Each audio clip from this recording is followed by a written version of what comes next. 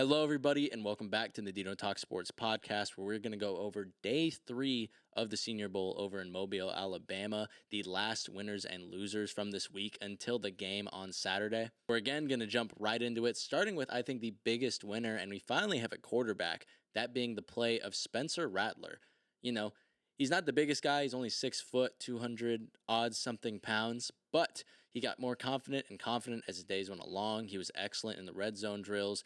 And again, you really saw that confidence rise. He was making the throws that you were used to seeing him make in South Carolina. There was one throw where smaller receiver, Jamari Thrash, was running an out route to the pylon, and he put it right where only he could get it. A great catch as well from Thrash.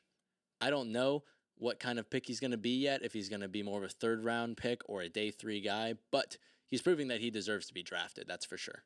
Next, we're going to talk about the Oregon quarterback, Bo Nix, who had a bounce-back day from he being a loser yesterday in day 2. Nix had 3 straight touchdown passes in the red zone drills. Yeah, he was looking phenomenal, looking confident. He did have one pass where you were like, what in the world are we looking at? But, you know, that's the play style you're going to get from Nix. He likes to sling it around. He still hasn't quite answered some of those deep ball concerns, but when the red zone, when it mattered most, shooting from different arm angles, Bo Nix was proving that he deserves to get drafted relatively high. Now moving on to a wide receiver, we have Brendan Rice, who makes the winners list for the second time in these 3 days. He made it in week 1, in day 1. Now he's making it on day 3. No. The first 2 days he showed, he can win with physicality. He can make some excellent catches with defenders draped over him. But in the red zone, he actually showed some really nice separation skills. Had a nice slant route that came open, about 2 yards of separation. And another zig route that some people were saying it's a slow zig route. No, it wasn't. It was a really nice route. Got him open for in the flat, took it into the end zone. I really like what we're seeing out of him. Maybe not a number 1 receiver. Maybe he can be someday. It all depends on the scheme. But he's really helping his draft stock this last Senior Bowl week. And at the Combine, it should help him even more. Now moving on to another Oregon player, one of 3. We've already talked about 2 of them. We're moving to Kyrie Jackson, the corner out of Oregon. 6'3", 203 pounds, a big physical corner. And that's what you saw over in Mobile, Alabama. He was sticky in coverage all week. It's a guy who almost made the winners list the last couple of days, but especially on day 3. I mean, he actually had a really nice rep on Brendan Rice right in his hip. He had very solid, for bigger corners, you typically see, hey, they're not as fluid in their hips. Kyrie Jackson disproved that. He was very fluid. He looked good. He was happy to fill in for run defense, which you expect out of a bigger corner. I really liked what I saw to Kyrie Jackson. Now moving on to his running mate, another defensive back from Oregon, the 3rd Oregon guy on this winners list, Evan Williams, who came away with the players' vote. I believe it was like best defensive player or best secondary player at the Senior Bowl practices. And yeah, he looked phenomenal. A lot of pass breakups. I really liked what I saw in his feet. He kept his hips square. Again, a fluid guy like Kyrie Jackson was. A little smaller, but that's okay. Now, can he play corner? He can play safety. I expect him to play a little nickel as well. He's kind of that versatile, almost like a Avonte Maddox kind of player. I'm a big fan of Evan Williams, and his draft stock has been rising these last 3 days. Moving to the offensive line, we have Javion Cohen, the guard out of Miami, who has had a very, very solid 3 days. This isn't the 3-day review. That'll come after the Senior Bowl, after the game. But he's been solid the first 2 days and was excellent on the 3rd day. A guy who is just really, really strong for his size. He has really nice hand placement. I like where he punches. He gets into people's chest first before they can do anything to him. Rip moves, spin moves, they didn't seem to work on him. He had a really nice anchor dropping back. I really like what I saw to Javion Cohen.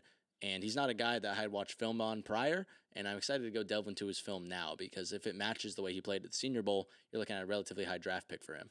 And the final winner I'm going to talk about today is Missouri edge rusher Darius Robinson, who could have been and probably should have been a winner the last 2 days. I just hadn't put him on here, but he's 6'5", 290 pounds. He can play on the interior. He can play on the edge. We saw him move around during the one-on-one drills with the offensive linemen, and he won in a variety of ways. He beat Jalen Guyton. I keep saying that. Tyler Guyton with a really nice push-pull rip move to get around him the second day. Yesterday, he had a really nice move on the interior.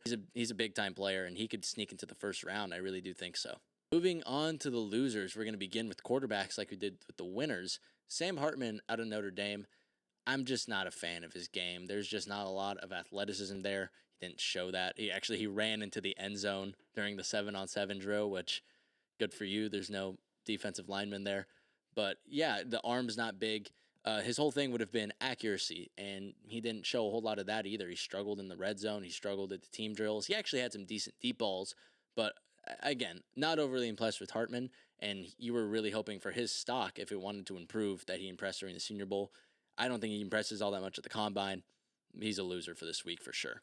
Next, we're going to move on to Michael Penix Jr., who's a big-time loser, in my opinion. A guy who was getting first-round hype, still is getting first-round hype, didn't show a lot. The arm is there.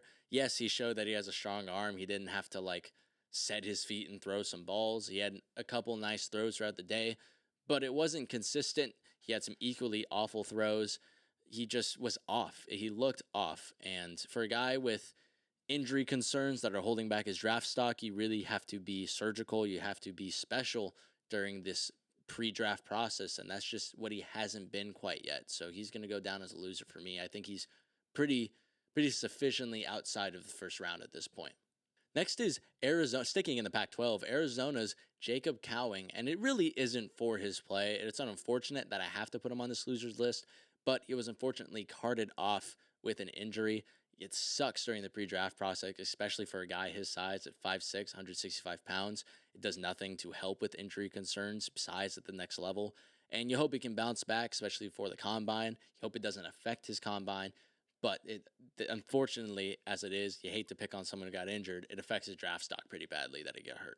And the last loser we have is cornerback Kalen King out of Penn State, a guy who you saw on draft boards the entire way through. Hey, this guy's going to be a first-round pick at cornerback.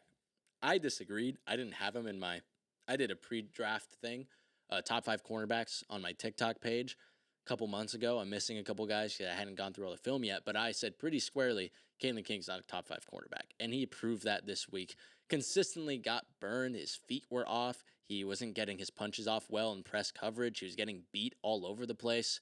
And, that's what we're going to see from a guy like him. We recognize he's athletic. Maybe he's a bit raw, but you expected more. It's not somebody you're going to take a chance on in the first round. He seems a little too far off. And to be completely honest with you, the athleticism didn't show at the Senior Bowl. So bad day, bad week for Kalen King. You hope he can fix it in the Senior Bowl games, which we will be doing a video on after the Senior Bowl. We're going to do a whole roundup on who are the biggest winners after the 4 days of practice and play that they did, the biggest losers. It's going to be a much longer styled video, but we're going to do that for you guys. We know you guys enjoy it.